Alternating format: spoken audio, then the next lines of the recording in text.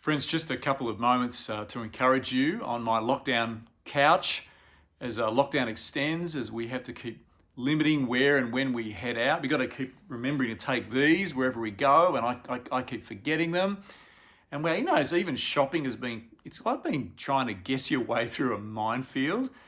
And you hope the timing of your 5-minute milk run to some obscure and hopefully safe supermarket that you found out about doesn't coincide with the very location being exposed a few days later, as has happened to a number of you.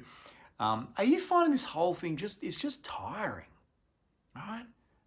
Even though we can see the world through media, and even though we can call and relate to people virtually, the life we usually live and the life we expect to be living, we just aren't living at the moment, and it's uncertain when we can, and that takes its toll, doesn't it? When and where you may have usually gone for refreshment, that's likely had to change. When and where you may have usually received encouragement, that's likely had to adjust as well. All within an environment, within an experience that is closed in around us. And that takes its toll on our resilience, on our patience, on our hopefulness, on those that we may live with. I want to encourage you that you and I need lockdown relief for our own sake and for that of others. And while you, yes, need exercise, and while we need sleep, and while, yes, we need to find some space and time out, which I know is near impossible for some of you at the moment. But even more than that, you and I need lockdown relief from the Lord Jesus the most. And that's not relief from him as away from him, which is what Satan wants to see happen during lockdown. It's relief from him, as in through him, sourced from him, with him. Indeed, that's Christ's promise. Right? His famous words, Matthew 11, 28 to 30, Jesus speaks to a confused, pressured, uncertain, stressed and sinful people. And he says these bold words. What a command this is. What an invitation. Let me read them out to you. Jesus says, "Come to me, all who labour and are heavy laden, and I will give you rest. Take my yoke upon you and learn from me, for I am gentle and lowly in heart, and you will find rest for your souls.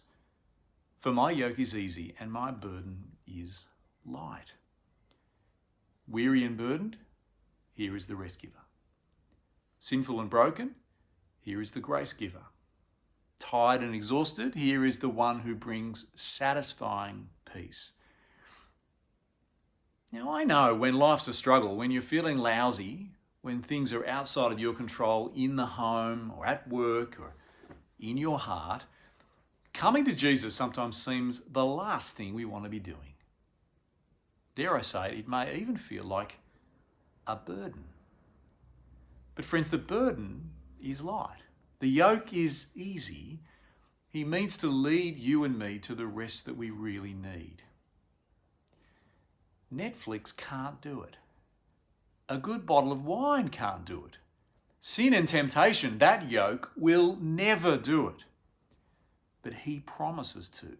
He audaciously pursues your good and went to the cross to remove your gravest burden in order to exchange it for one far lighter, easier, freeing, and wonderful. Sometimes I think at least half the Christian life is just showing up.